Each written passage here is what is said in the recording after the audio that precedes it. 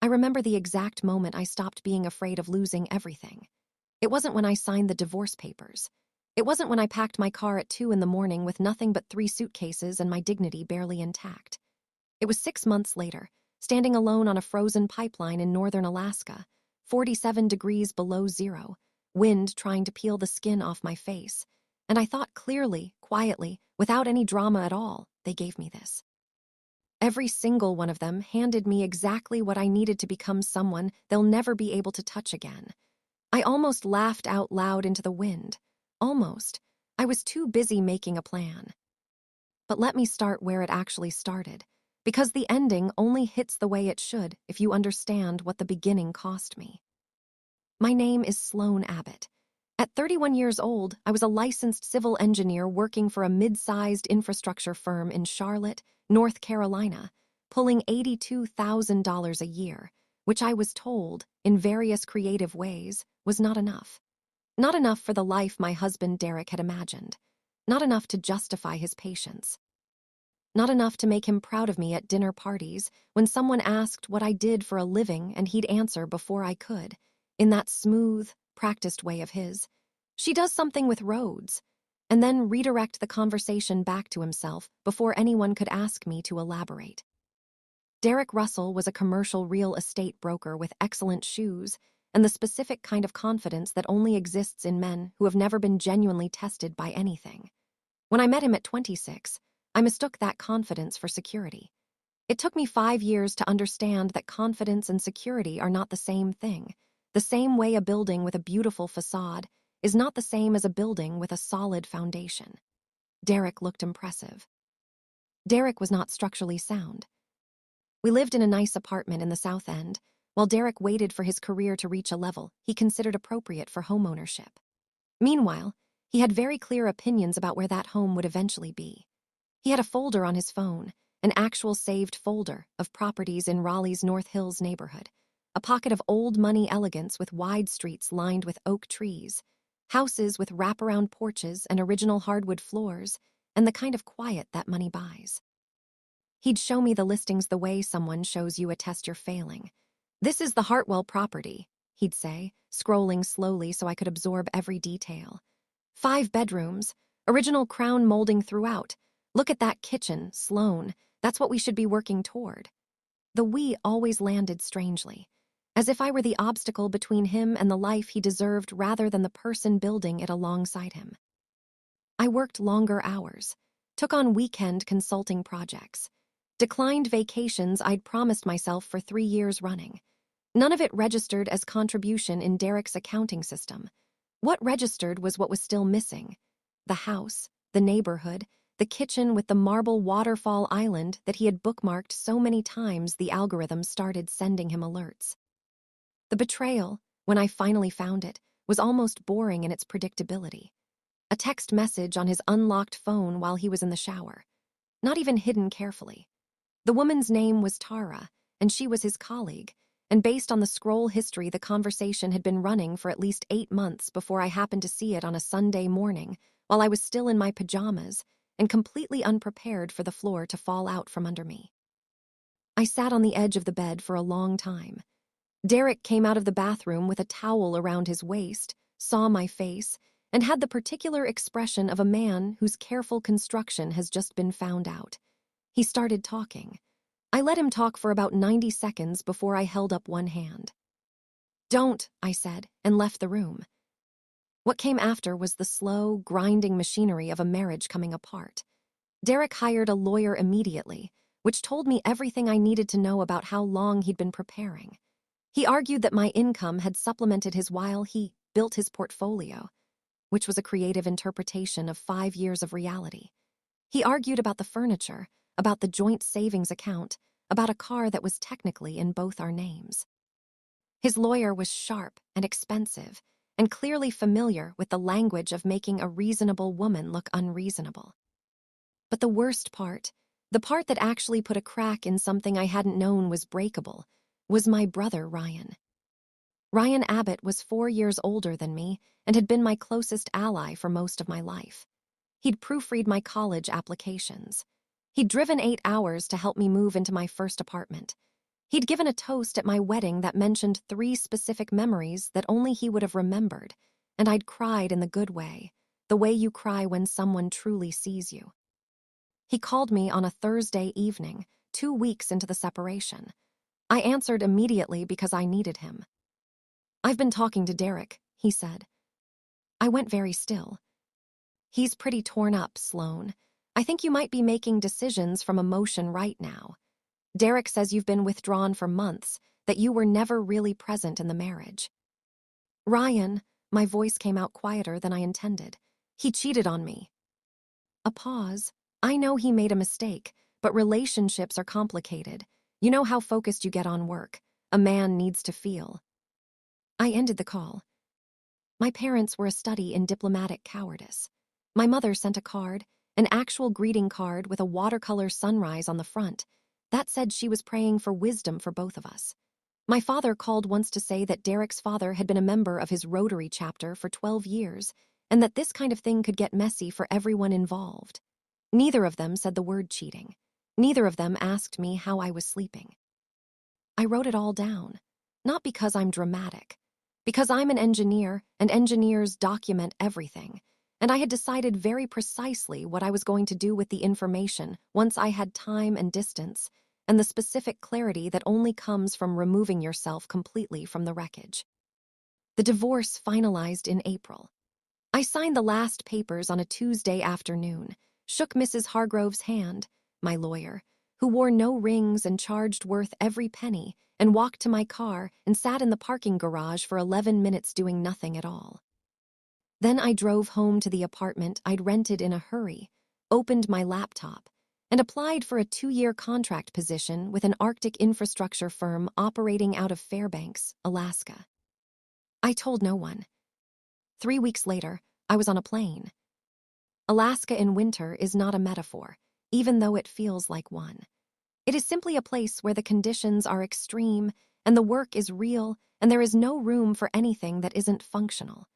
I worked 10-hour days on pipeline infrastructure projects in temperatures that made Charlotte winters feel like a mild suggestion. My team was 8 people, and I was the only woman, and within 45 days I had the respect of every single one of them because I was right more often than anyone else, and I never complained about the cold, at least not out loud. I lived in company housing. I ate in the commissary. I had almost no expenses. My salary was $134,000 per year, and I spent approximately $11,000 of it over the course of 22 months. I saved everything else with an aggression that felt, honestly, like joy. Every direct deposit was a quiet act of purpose. Every zero-expense weekend in the Alaskan dark was a brick in something I was building that nobody could see yet. I should tell you about the property now, because it's the center of everything and it deserves its own moment. 14 months into my Alaska contract, I was on a video call with my friend Danny, the only person I'd stayed in genuine contact with, a project manager from my old firm who had the loyalty of someone who'd actually been tested. And she mentioned, completely offhand, that the Hartwell property in North Hills had come back on the market. I made her repeat that. The Hartwell property, the one in Derek's folder, the one he'd shown me 40, maybe 50 times over 5 years. 5 bedrooms, original crown molding, the wraparound porch, the oak trees, the kitchen with the marble waterfall island. The house that had been used as a measuring stick for everything I wasn't. The house that had a name, the Hartwell property, as if it were a landmark, because Derek had referenced it so many times it had achieved proper noun status in our marriage. It had sold once since we divorced, to a couple who'd put it on a flip timeline and then decided to relocate. It was back on the market at $840,000. I had $812,000 in savings. I sat with that for exactly 1 day. Then I called a real estate attorney in Raleigh named Patricia Cole, who came recommended by Mrs. Hargrove, who described her as precise and discreet, which were the 2 qualities I needed most. "I want to make a cash offer," I told Patricia. "Full asking price, no contingencies, 30-day close, and I need this kept completely quiet until it's done." "That's an unusual ask," Patricia said. "I'm an unusual buyer," I said. A pause, and then something in her voice shifted, the particular frequency of a professional who has just recognized that the person on the other end of the line is entirely serious. "I'll need a few details," she said, "but I think we can work with this."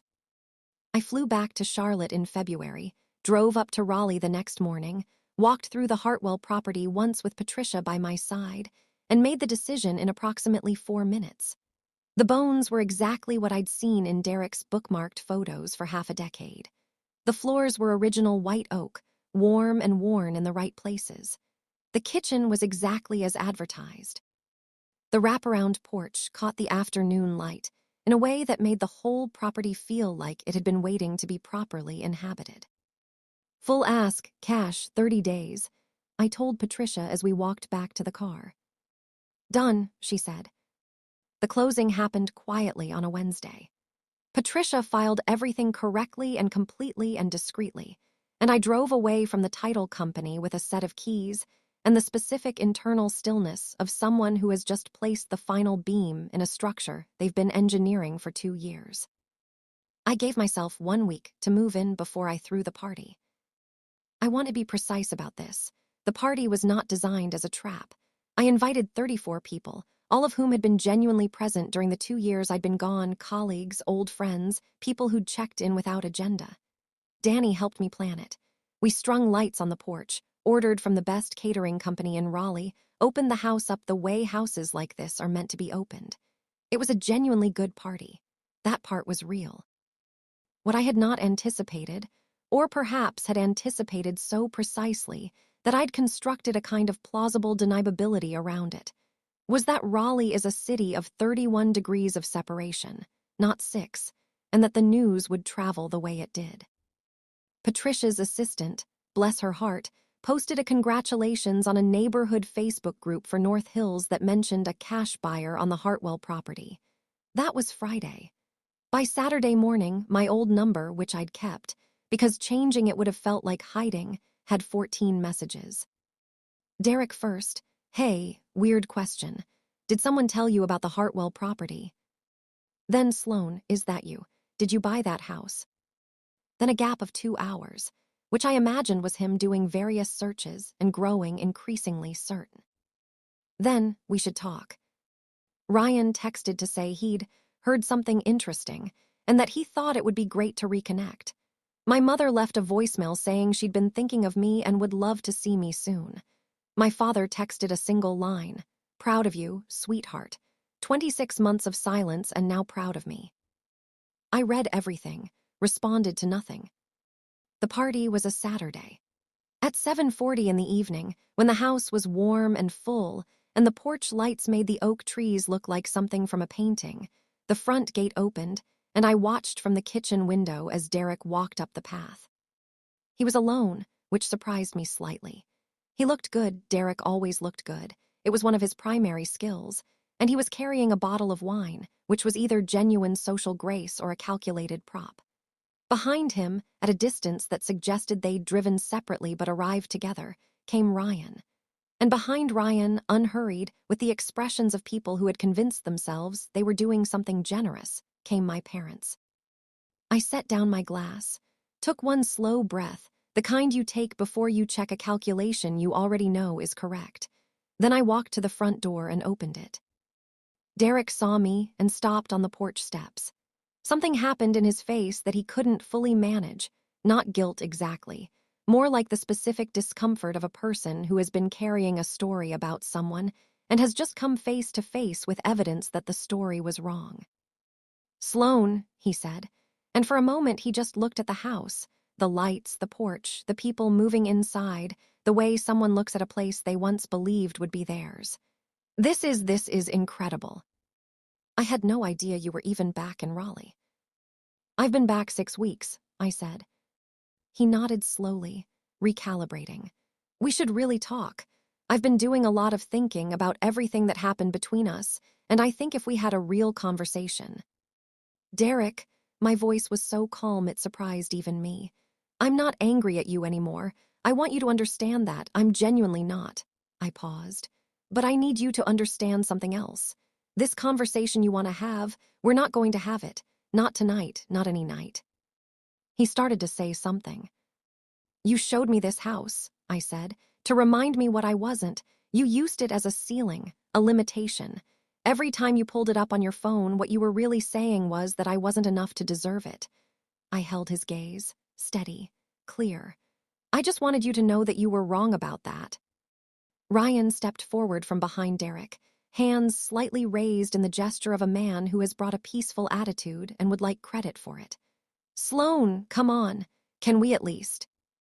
You told me, I said, turning to face him, that a man needs to feel prioritized. You said that to me while I was sitting in the ruins of my marriage asking my brother for support. I let that sit for a moment. I've thought about that conversation many times in the last 2 years. I thought about it in Alaska, actually. Standing on a pipeline in -40, I thought about it a lot. Ryan's face did something complicated. Good, I thought it should. My mother reached for my hand. Her fingers were cold and her eyes were already filling, and I felt something real move through me because she was still my mother and it was still complicated, and it would probably always be complicated, and that was fine. That was human. Mom, I said gently, you sent me a card with a sunrise on it. She made a small sound. I needed you to show up, I said. Not a card, you. I squeezed her hand once and let it go. I've made my peace with it, but I'm not pretending it didn't happen. My father looked at the house, specifically at the porch, the oak trees, the warm light coming through the front windows, and I watched him calculating the distance between who he'd been 2 years ago and who he wanted to be right now, with the gap between them too wide to cross in a single evening. I should have called more, he said. Yes, I agreed. A silence fell over the porch that was heavy with everything that hadn't been said for 2 years. The party moved behind me, warm and oblivious, which felt appropriate, my real life continuing its own rhythm while this older, finished chapter stood on my doorstep, asking for a different ending. I can't invite you in tonight, I said finally to all of them. This isn't the night for that. Maybe at some point, if things are different, if there's something real to build, I'm not closed to that. But right now, this house is mine, and this evening is mine, and I spent 2 years building both of those things without any of you. So tonight, I need you to respect that. Derek looked at me for a long moment. Something moved across his face, something I hadn't expected, something that looked almost like recognition, like he was seeing me clearly for the first time and understanding precisely what he'd lost and why. You're not the same person, he said. No, I agreed. I'm not. He nodded once, slowly. Then he turned and walked back down the path, still carrying the bottle of wine, and I watched him go with the complete absence of grief that is only possible when you have thoroughly finished something inside yourself long before you finish it in public. Ryan left without another word, which was honest, at least.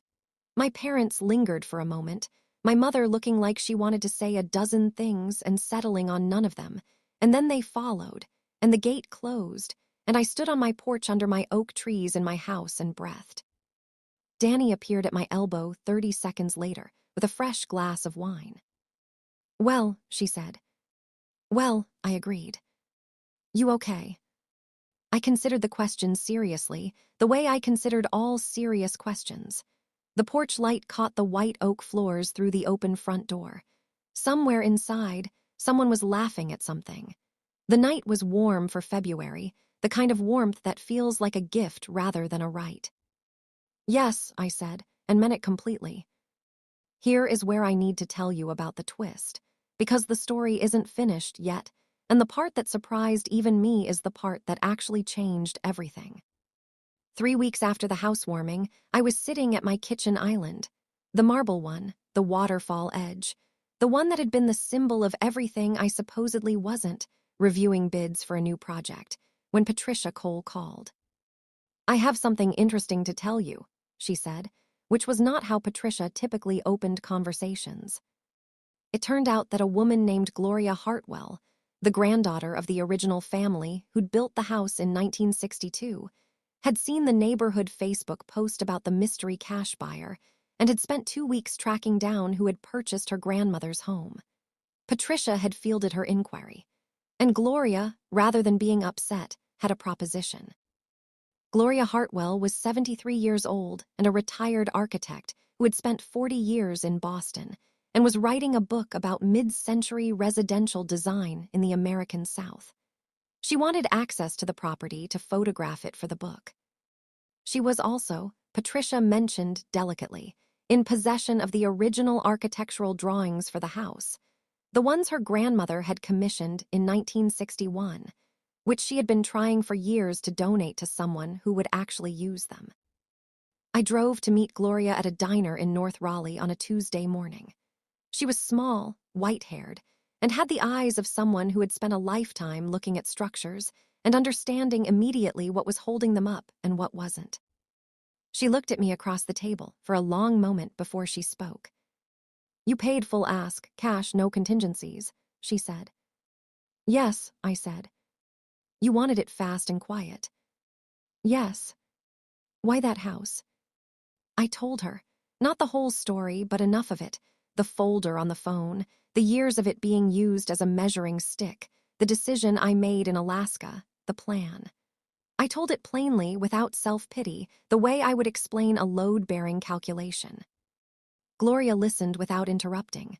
When I finished, she was quiet for a moment. "My grandmother built that house," she said slowly, "after her first husband left her with 2 children and $40. She worked as a seamstress for 11 years. She drew the design herself, sat at her kitchen table every night after the children went asleep and designed the whole thing." She paused. "The porch faces west so it catches the evening light. She did that on purpose. She said she'd spent enough of her life in the dark." I sat with that for a moment. "I'd like you to have the drawings," Gloria said, "and I'd like to photograph the house. And I think," she looked at me with the precision of someone who has spent a lifetime evaluating structures, "I think I'd like to put your story in the book, if you'll let me." It was not what I had expected, not remotely. The chapter Gloria wrote appeared 8 months later in her book, which was picked up by an architecture press and received more attention than anyone anticipated, partly because of the photographs, which were extraordinary, the house in every quality of light, and partly because of the story embedded in Chapter 4, which Gloria titled simply, "Women Who Build." The morning the book launched, my phone began moving in a way I had not experienced before. Messages from engineers, from architects, from women I'd never met who had read 4 pages in a bookstore and taken a photograph and sent it to someone. A structural engineering firm in Atlanta reached out about a partnership. A women's professional network in Charlotte asked me to keynote their annual conference. And somewhere in the middle of all of it, somewhere between the emails I was answering and the coffee I was forgetting to drink, and the autumn light coming through the kitchen window and landing exactly where Gloria had photographed it, I understood something that I hadn't fully understood before. I had bought the house to prove something. That had been true, and it had been necessary, and I wasn't ashamed of it. But what the house had actually become, what it was now, was not proof. It was a foundation. Something real and solid and mine, built on 2 years of discipline and clarity and the specific courage of a woman who refuses to be defined by the people who misread her. The drawings are framed now in my study. The original architectural plans, done in pencil on paper that is 60 years old, by a woman at her kitchen table after her children went to sleep. I look at them every morning before I start work. Some evenings I sit on the porch and watch the light move through the oak trees, the way Gloria's grandmother designed it to move. And I think about what it means to build something that outlasts the circumstances that made you build it. My parents came for dinner in October.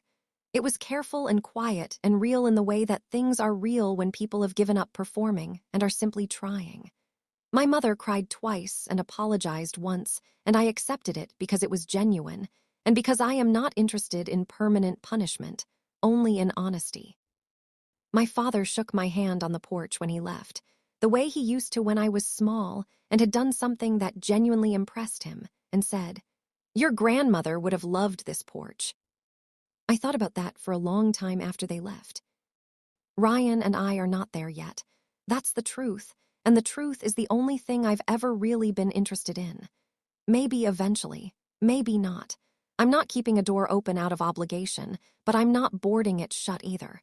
I'm simply letting it be what it is and paying attention to whether it changes. Derek, I don't think about anymore.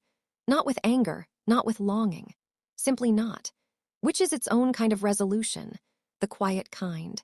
The kind that happens not with a dramatic door-slamming moment, but with a gradual decrease in frequency, until one day you realize you haven't thought about it in 3 weeks, and you feel nothing about that except mild surprise. Danny had dinner here last week. We sat on the porch until 11 at night, and she said, out of nowhere, the way she does, "You know what I love about this house." "What?" I said. "It doesn't look like a statement," she said. "It just looks like yours." I thought about all the ways it had been a statement. The precision of the purchase, the timing of the party, the specific satisfaction of watching Derek's face on these porch steps. I thought about Gloria's grandmother at her kitchen table with a pencil, designing the direction of the light. I thought about 2 years in Alaska, saving every penny, building something invisible that only I could see. "It is mine," I said. And I meant it in every way that matters, not as proof, not as revenge, not as a message to anyone who had ever underestimated me. Just mine. Fully, completely, structurally mine. The oak trees moved in the dark. The porch light held steady.